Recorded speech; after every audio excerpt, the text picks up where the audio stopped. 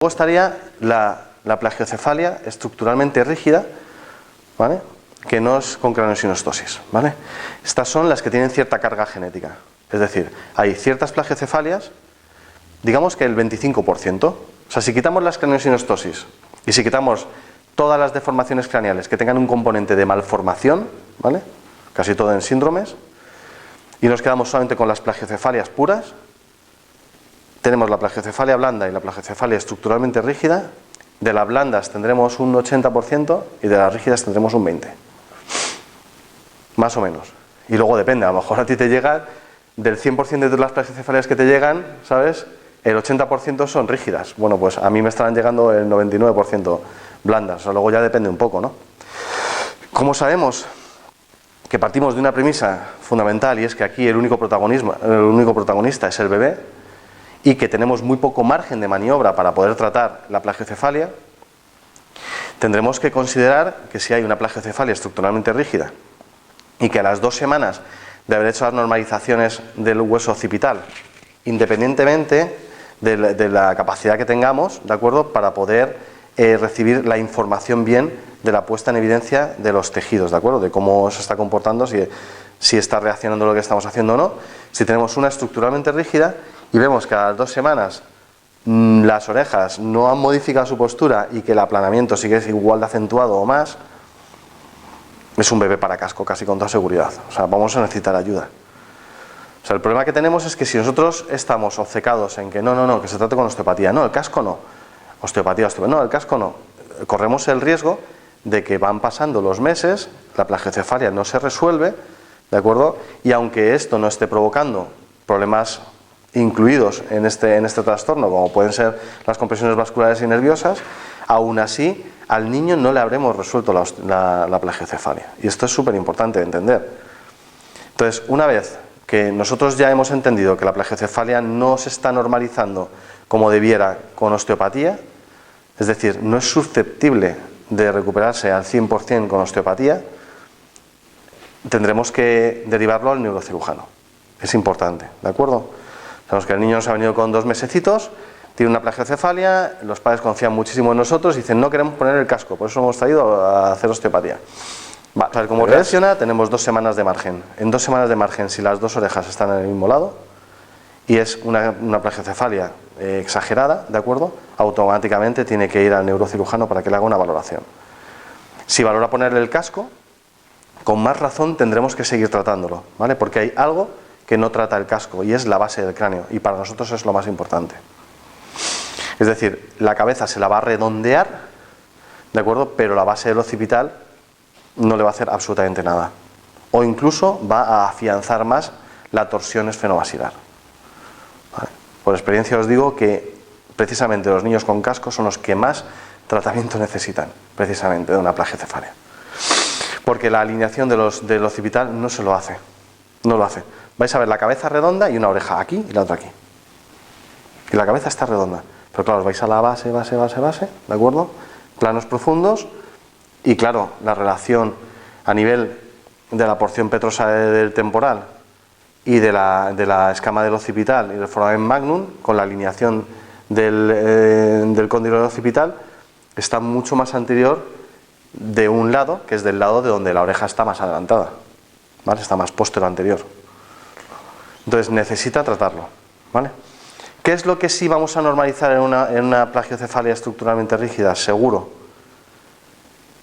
El occipital, si no por completo, en un porcentaje alto, ¿vale? Cosa que en una plagiocefalia blanda sería el 100%. Vale, pues en una estructural rígida, en un porcentaje alto, aunque no cambie la forma del cráneo, ¿vale? ¿Y qué es donde más vamos a influir? En que no haya una repercusión en una escoliosis vertebral muy acentuada, en una deformación costovertebral, en unas irregularidades en el movimiento diafragmático, en la postura de la pelvis, en la forma en la que va a empezar con la marcha, ¿de acuerdo? O sea, vamos a influir de manera directa. Y tenemos que saber que estamos influyendo en ese sentido. Porque nosotros, cuando hablemos con los padres, tengamos la primera consulta y nos digan, es que mi hijo viene por esto, vamos a explicarles, mira, la plagiocefalia es lo que tú ves, es por lo que tú vienes, pero la plagiocefalia genera esto, esto y esto. El tipo de plagiocefalia de tu hijo ¿de acuerdo?, podría llegar a generar una escoliosis vertebral, unas compresiones a nivel de pares nerviosos craneales que le pueden generar diferentes disfunciones. No ponérselo como muy negro, sino explicarle exactamente por qué motivo voy a tratar una plagiocefalia en tu hijo. Y el principal motivo no es para que tenga la cabeza redonda, ¿vale?, que también es importante, pero es menos importante. Las relaciones articulares son más importantes que la forma de un hueso en cuestión, ¿vale? Las relaciones articulares con el sistema vascular y nervioso es más importante que las propias relaciones articulares en sí, y así sucesivamente. Entonces, nosotros tenemos que mirar sobre todo por el paciente para que haya, o sea, para que no haya un proceso en cadena de diferentes disfunciones relacionadas con la plagiocefalia, ¿vale?, aparte de la plagiocefalia. De esta manera vamos a poder cuantificar la mejora del bebé no solo en la plagiocefalia, sino en otros aspectos. Una plagiocefalia de aplanamiento del lado derecho. Es un bebé que coge el pecho muy bien del lado izquierdo porque la succión, la deglución, la lateralización, rotación de la lengua la va a hacer bien y el empuje, ¿de acuerdo? Sin embargo, del otro pecho le va a costar más. Ya estamos evitando problemas con la lactancia, ¿de acuerdo?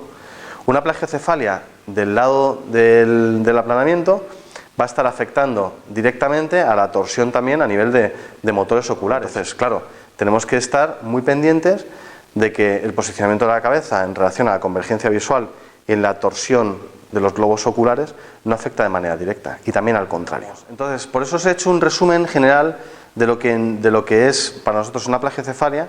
Lo que tenemos que ir enlazando con la plagiocefalia lo vamos a estar viendo el resto del curso, porque todavía quedan más cosas. Es que luego la actitud del bebé, su actitud postural en relación al reflujo, en relación incluso a la displasia de cadera y a otros aspectos diferentes, también son importantes. Entonces, no nos vamos a quedar ahora.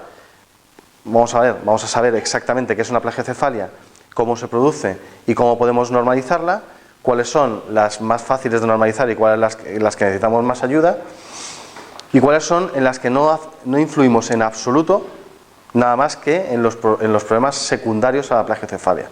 Y estas son las craniosinostosis. Cuando dos huesos sinostosean, sobre todo parietal con frontal, se produce una plagiocefalia por una craniosinostosis. ¿De acuerdo? Esto es porque el hueso deja de crecer, porque hay una osificación prematura. ¿De acuerdo? Esto es cirugía, sin más. En una escafocefalia se produce en la sutura sagital, y en una plagiocefalia se produce en la sutura coronal a nivel parieto frontal de uno de los dos lados del cráneo. Y luego tenemos otras craniosinostosis súper conocidas, como son las trigonocefalias, en la craniosinostosis a nivel de la sutura metópica. Estos son síndromes, prácticamente todos. Es muy raro que, sobre todo los que ya tienen hidromas, etcétera, o sea, ya se empieza a complicar con temas neurológicos. Eso ya no son deformaciones craneales, ya se producen malformaciones craneales, ¿vale? Dejando esto claro, incluso en las plagiocefalias blandas, si nosotros las dejamos y no hacemos absolutamente nada, la forma en la que crece el propio hueso occipital al final acaba creciendo malformado, ¿vale? Del lado del aplanamiento no va a haber una forma curva, se va a quedar, cuando se van formando todas las islas que van cerrando el hueso, ¿de acuerdo?, se va formando con una zona mucho más gruesa, ¿de acuerdo?, que el día de mañana puede generar infinidad de problemas vasculares, sobre todo.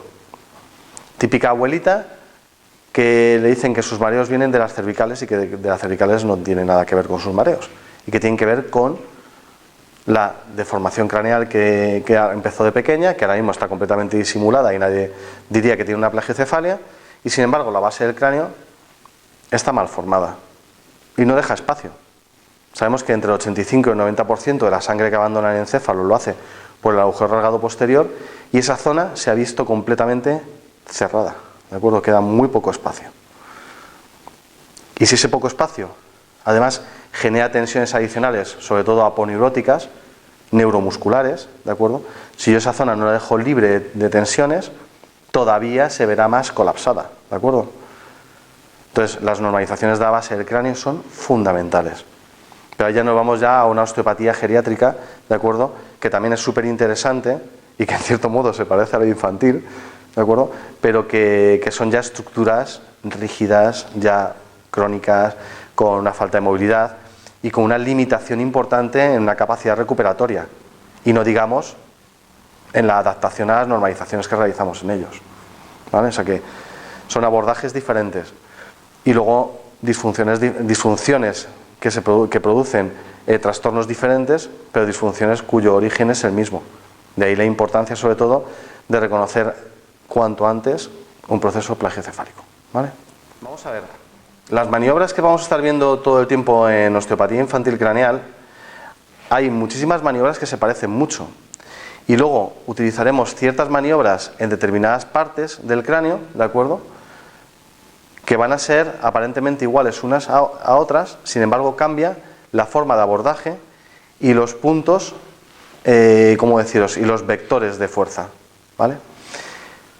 En una liberación de la base del cráneo podemos estar trabajando una compresión neumogástrica o de cualquiera de los pares nerviosos craneales, de los 3 o los 4 que salen precisamente por la base del cráneo. Podemos estar influyendo en la forma del hueso occipital. Podemos estar influyendo en las compresiones craniocervicales y también en el cambio de las meninges intrarraquídeas a meninges intracraneales. Pero también podemos estar influyendo a nivel de los centros nerviosos, a nivel de los centros respiratorios y centros fisiológicos en general, que están a nivel del suelo del cuarto ventrículo. Toda la actividad que se genera ahí, ¿de acuerdo?, tiene relación directa con una palpación occipital. ¿Qué quiero decir con esto? Que vosotros lo veréis luego más, lo estaréis viendo, que en los protocolos se vuelven a usar maniobras porque necesariamente utilizamos una zona anatómica para abordar una disfunción mecánica, ¿de acuerdo?, incluso relacionada con un componente emocional, como es en el caso de los bruxismos, los trastornos del sueño, las eneuresis nocturnas, encopresis, ¿vale? O sea, hay cosas que están relacionadas y sin embargo estamos trabajando todo el rato en una misma zona. Pero la intención y la forma en la que trabajamos, ¿de acuerdo?, y sobre todo la manifestación de lo que está sucediendo es diferente en un caso que en otro, ¿de acuerdo? Entonces, por eso yo quiero hacer mucho hincapié en que tenemos muchísimas maniobras, muchas de ellas se parecen y la forma en la que las realizamos es lo que cambia, ¿de acuerdo? Y eso es determinante y es fundamental entenderlo. Por eso, si nosotros hacemos todas las maniobras que tenemos en el libro, necesitamos 200 horas más. No tiene sentido. Y además estaremos redundando y estaréis preguntándoos que por qué estamos repitiendo tantas cosas. Entonces, para mí por eso es tan importante que podáis practicar determinadas, y para no repetirnos tanto sobre todo, que podáis repetir vosotros en vuestras consultas o en vuestras casas, ¿de acuerdo?, las maniobras. Y por eso yo os dije de hacer los protocolos de la plagiocefalia,